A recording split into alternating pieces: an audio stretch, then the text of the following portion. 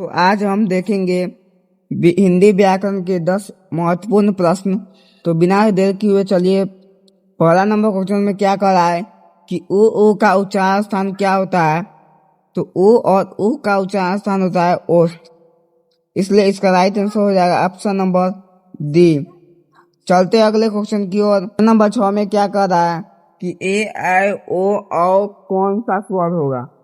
तो ए और आई ओ औ जो कि दीर्घ स्वर है, इसलिए इसका राइट आंसर हो जाएगा ऑप्शन नंबर बी। चलिए अगले क्वेश्चन की ओर चलते हैं। अगला क्वेश्चन में क्या कह रहा है कि मात्राएं कितने प्रकार की होती है। जो मात्रा होती है वो कितने प्रकार की होती है। तो मात्रा मुख्यतः 3 प्रकार की होती है। चलिए अगले क्वेश्चन की ओर चलते हैं। हिंदी में व्यंजन वर्णों की संख्या कितनी होती है। हिंदी में व्यंजन वर्णों की संख्या 33 होती है। पहले आप लोग पता होना चाहिए। इसका राइट आंसर हो जाएगा ऑप्शन नंबर सी। चलिए अगले क्वेश्चन की ओर चलते हैं। और क्या करा है कि पावर का उच्चारण स्थान क्या होता है।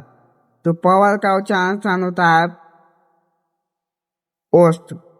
पावर का उच्चारण स्थान ओष्ठ, इसलिए इसका राइट आंसर हो जाएगा ऑप्शन नंबर सी। क्वेश्चन में क्या कह रहा है कि टावर का उच्चारण स्थान है कंठ या ओष्ठ।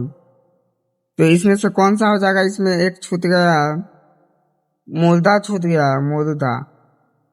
तो इस आप लोग बताइएगा इसका राइट आंसर क्या होगा।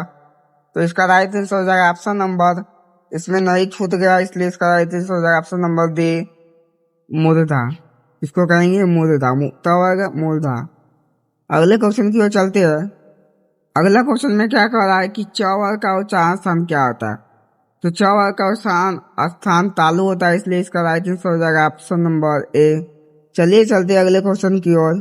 क्वेश्चन में क्या कह रहा है कि प फ ब और थ लाबे स म का उच्चारण स्थान क्या होता है। तो प फ ब का उच्चारण स्थान क्या होता है। आप लोगों को पता होगा कि इसका उच्चारण स्थान ओष्ठ होता है, इसलिए इसका राइट आंसर हो जाएगा ऑप्शन नंबर बी।